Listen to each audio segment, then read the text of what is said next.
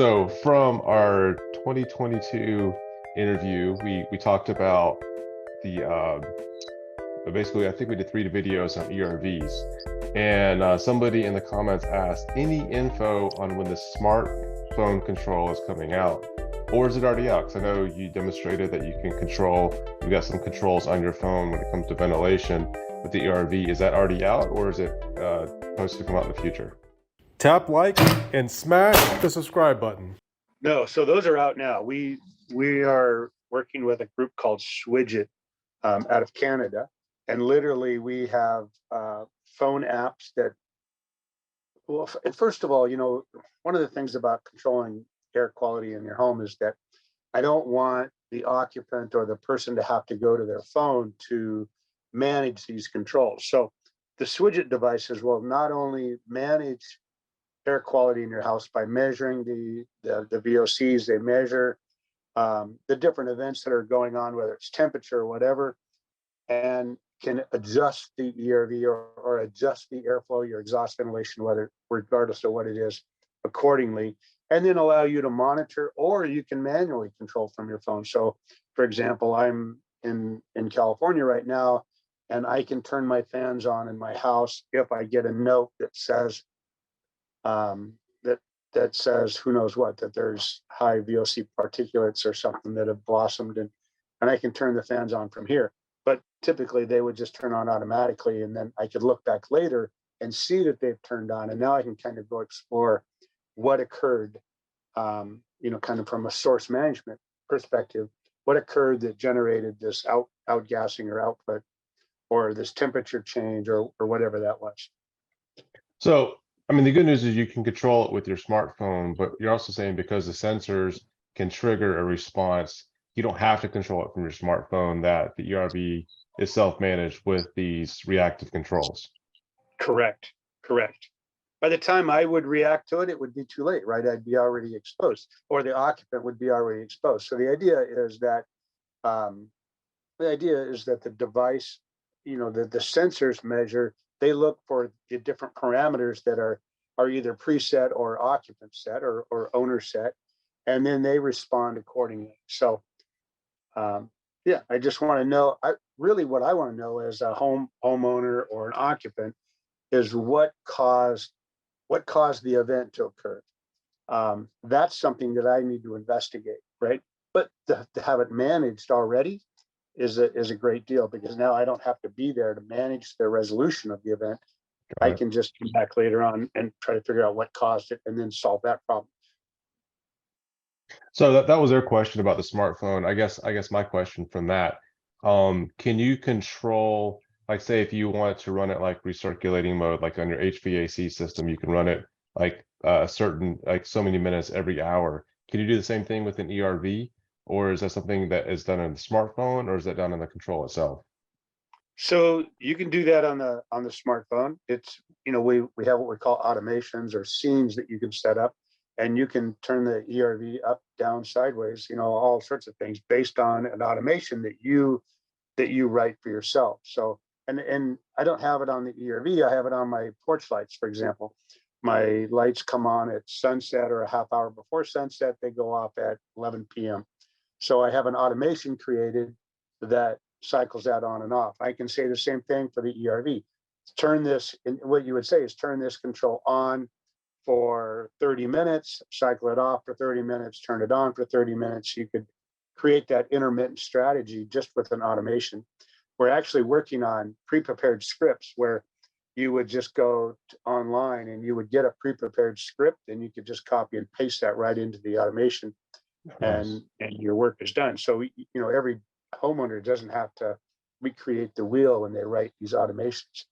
So those are actually being prepared right now. We should see a library of automation scripts, probably by the time you and I get to the International Builder Show in January. Oh, wow. I mean, you guys made a ton of progress from last year to this year, and even since I guess we met 2 years ago at the International Builder Show.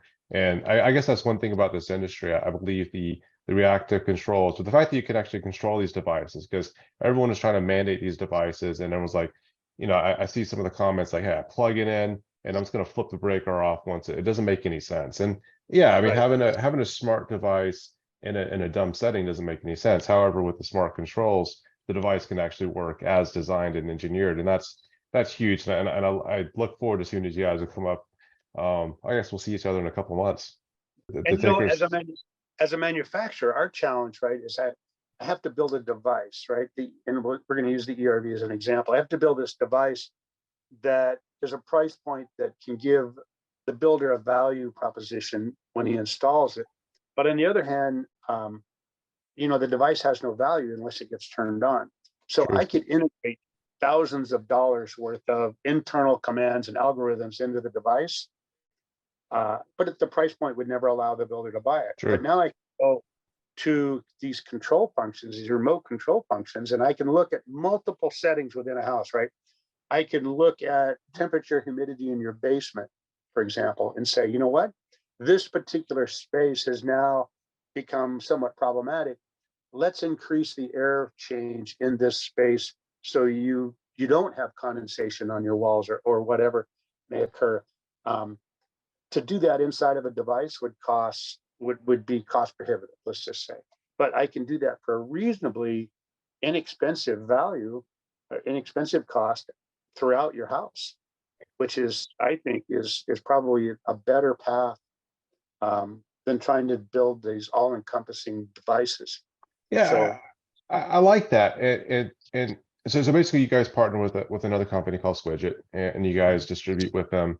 What I like about that product is, say if somebody installed, and I've got some ERVs that are 10 years old, and if I want to make them smarter, I can attach this to the switch and essentially make it smarter. So these can right, you work. can make the Swidget device into the switch, right?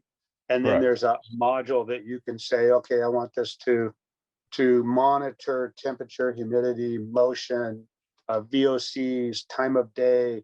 I want it just to be Wi-Fi connected to another device, for example. I want it to be secondary to another device, so I can turn that on. And I can monitor power as well. And maybe I use this example way too often, but I have a heater for the dog bed out in my garage, right? That my wife insisted we have this heater in the dog bed in the garage. And I can monitor the power consumption of that heater. When it gets to a certain point, it cycles itself off. So it doesn't run, forever and ever and ever. Or I can just go to my phone app and turn it off if I know that the dog's not out in the kennel.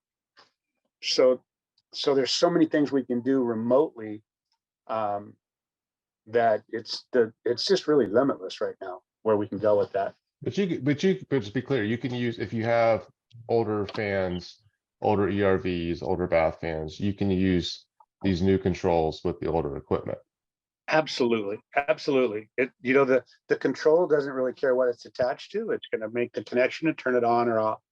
The device doesn't care if it's a toggle wall switch True. or the control device to turn it on or off, right? So they operate somewhat independently, but they work together collectively to resolve whatever problems or non-problems that you might have, right? Maybe it's just convenience stuff. And if you guys want to see more about Swidget, we've got an interview with them in the upper right-hand corner. Had a chance to meet them at the International Builder Show, and I appreciate Ken for answering that question.